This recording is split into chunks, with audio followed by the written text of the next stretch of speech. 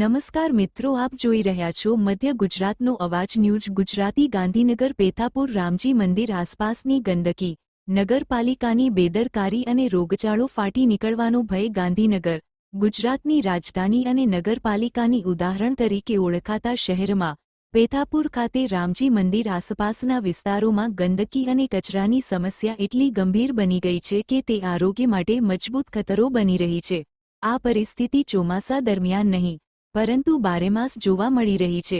રહીશોના દાવાઓ અનુસાર અહીંની ગંદકી રોજિંદી સમસ્યા બની છે અને નગરપાલિકા કે ગાંધીનગર મ્યુનિસિપલ કોર્પોરેશન તરફથી કોઈ અસરકારક પગલાં નથી લેવામાં આવી રહ્યા.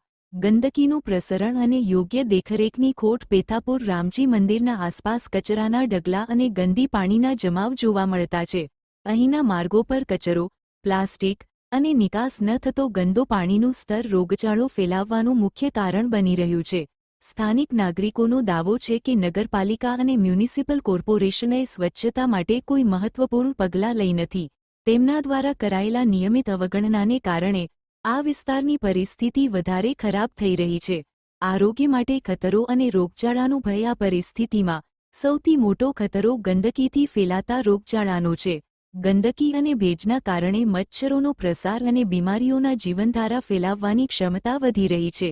ડેન્ગ્યુ, મેલેરિયા અને અન્ય આઇન્ફ્લુએન્ઝા જેવી રોગોનો ખતરો હંમેશા યથાવત રહે છે.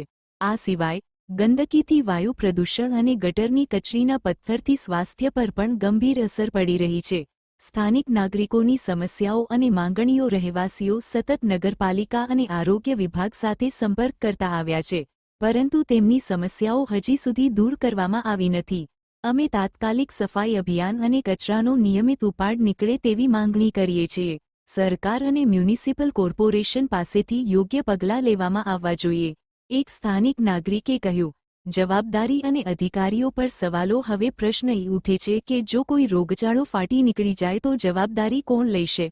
આરોગ્ય વિભાગ, નગરપાલિકા કે મ્યુનિસિપલ કોર્પોરેશન? નાગરિકો સવાલ કરે છે કે શું આ નીતિઓને અમલમાં લાવનાર અધિકારીઓ સાવધાન અને કાર્યક્ષમ છે?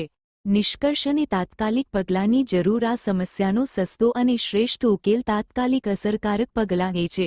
નગરપાલિકા અને મ્યુનિસિપલ કોર્પોરેશનને આ વિસ્તારમાં સફાઈ, કચરાનો નિયમિત ઉપાડ અને મચ્છરો અને જીવાણુઓની નાશ માટે છંટકાવ જેવી કામગીરી તાત્કાલિક શરૂ કરવી જોઈએ. આ સિવાય આરોગ્ય વિભાગને પણ યોગ્ય દવાઓ અને પ્રવર્તમાન જીવનશૈલી પર ધ્યાન આપવું જરૂરી છે, જેથી આ દ્રષ્ટિએ નાગરિકોને આરોગ્યના જોખમમાંથી બચાવી શકાય.